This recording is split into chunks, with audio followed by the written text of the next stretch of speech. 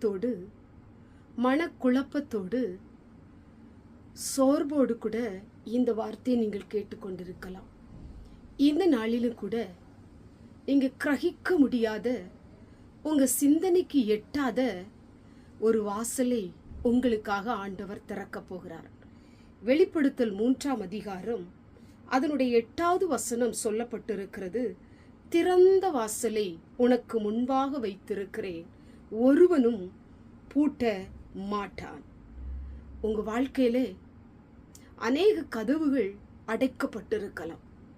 ஒவ்வொரு நாளும் எனக்காக இந்த கதவு எப்போது திறக்கும் என்று சொல்லி எதிர்பார்த்து ஏமாந்து போயிருக்கலாம், எதிர்பார்த்து சோர்ந்து போயிருக்கலாம், எதிர்பார்த்து நடக்கலையே என்று சொல்லி அழுது கொண்டிருக்கலாம்.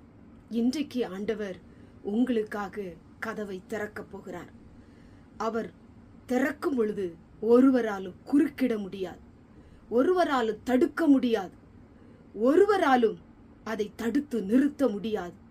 உங்களுக்காகவே ஆச்சரியமான கதவுகளை, அதிசயமான கதவுகளை, அற்புதமான கதவுகளை ஆண்டவர் திறக்கப் போகிறார்.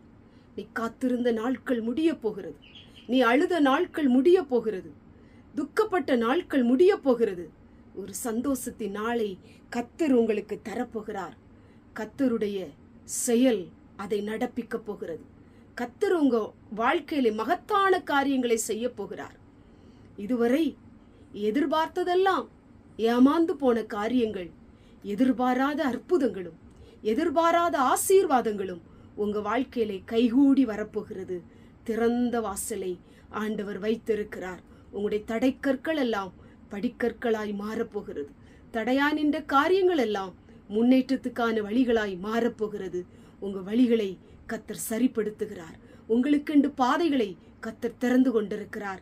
அதிலே நீங்கள் நடக்கப் போகிறீர்கள். அது வெளிச்சத்தின் பாதை, அது ஆசீர்வாதத்தின் பாதை, அது நீங்கள் எதிர்பாராத ஆனந்த களிப்புள்ள பாதையை கொடுத்து உங்க வாழ்க்கை கர்த்தர் ஆசீர்வதிக்க போகிறார். கண்களை மூடி ஜெபம் பண்ணுவோம். எங்கள் பரிசுத்தமுள்ள நல்ல பிதாவே, கேட்டதான வசனத்தின் மூலமாய் திறந்த வாசலை வைத்திருக்கிற தேவன் உம்முடைய பிள்ளைகளுக்கு ஆண்டவரை திறந்து உம்முடைய பிள்ளைகளை வழிநடத்த போகிற தயவுக்காய் ஸ்தோத்திரம். இயேசுவின் மூலம் ஜெபிக்கிறோம் பிதாவே, ஆமென்.